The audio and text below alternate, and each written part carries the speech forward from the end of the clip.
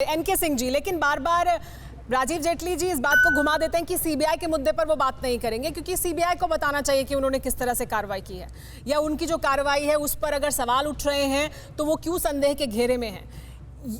क्या संदेह के घेरे में है कार्रवाई? खासतौर पर ये एक पॉइंट जिसको बार बार उठाया जा रहा है वो ये कि आरोप पत्र दाखिल कर रहे थे, इन्वेस्टिगेशन इसका मतलब काफी हद तक पूरी हो चुकी है। क्या हिरासत में लेने की, जुडिशियल कस्टडी मांगने की जरूरत थी, और क्यों किया सीबीआई ने ऐसा? क्या आमतौर पर ऐसा करती है? देखिए मैं सीबीआई में लंबे समय तक काम किया हूं जी, लेकिन मुझे बहुत दुख के साथ करना पड़ता है कि कल जो सीबीआई की कार्रवाई हुई है इस मामले में वो सही नहीं हुई है, वो बोनाफाइडी नहीं लगता है, वो टैक्टलेस हुआ है।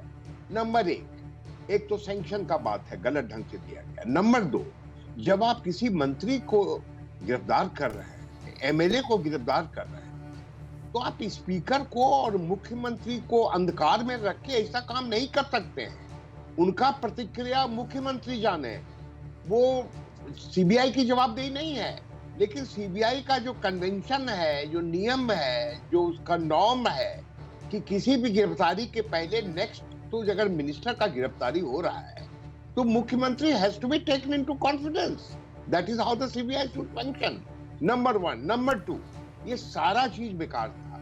अगर सीबीआई ने इन्वेस्टिगेशन कंप्लीट कर लिया है और अब सैंक्शन भी उन्होंने लिया है, चाहे गवर्नर ने जिस किसी तरह से दिया है, हालांकि वो गलत ढंग से दिया है, लेकिन उनको सैंक्शन मिल गया, तो चार्जशीट फाइल करना है तो चुपचाप कोर्ट में चार्जशीट फाइल करते और अदालत को, जैसा का सीबीआई में होता आया है और इसमें भी किया जा सकता था, अदालत को वो रिक्वेस्ट करता कि ये सब एक्यूज्ड है जिनके खिलाफ ये चार्जशीट है, ये सैंक्शन है, ये केस है, ये प्रमाण है, अब इन लोगों को समन करके बुलाया जाए कोर्ट में, और कोर्ट में बुलाया जाता, कोर्ट उनको अरेस्ट करके बेल पर छोड़ता। जी हाँ, यही मेरा सवाल था। क्या ये प्रक्रिया अगर होती तो क्या वो बेहतर नहीं होता? तब इस तरह के सवाल नहीं उठते। राकेश द्विवेदी जी, आपने कहा था सर कि स्पेशल सर्कमस्टांसेस में ऐसा हो सकता है, और वही मेरा सवाल तब भी था, जिसको एनके सिंह जी भी कह रहे हैं कि ये उस तरह के सर्कमस्टांसेस, ये उस तरह के हालात नहीं लगते हैं जहां पर इस तरह का कदम उठाया जाना जरूरी लग रहा था सीबीआई की तरफ से। आपको क्या लगता है?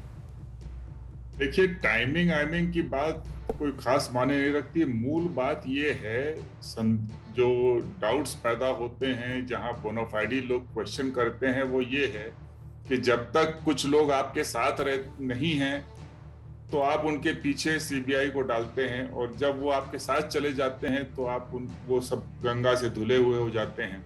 यही महाराष्ट्र में हुआ, ये यही हुआ। इस तरह की कार्रवाई के कारण जो संघीय ढांचा है उसमें तनाव पैदा हुआ है और ये उसका विरोध हो रहा है। तो सीबीआई जब एक्ट करती है तो ये काफी नहीं है कि वो कानूनन सही हो, ये ज्यादा जरूरी है कि वो जो कर रही है वो सही ढंग से कर रही है।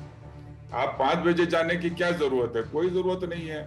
कोई भाग तो नहीं रहा है, कोई माफिया की गिरोह तो है नहीं है, कोई विजय माल्या टाइप लोग तो है नहीं, चुने हुए लोग हैं, मंत्री हैं। इसलिए आप ऐसे वक्त पर जाइए सुबह सुबह, तो एक प्रकार से ये आप दिखाना चाहते हैं कि ये लोग अनुचित लोग हैं। आप मतलब सरकार के खिलाफ, जैसे ऐसा प्रतीत होता है कि जैसे कोई केंद्र सरकार के कहने पर आप जो है राज्य सरकार के विरोध एक धावा कर रहे हैं।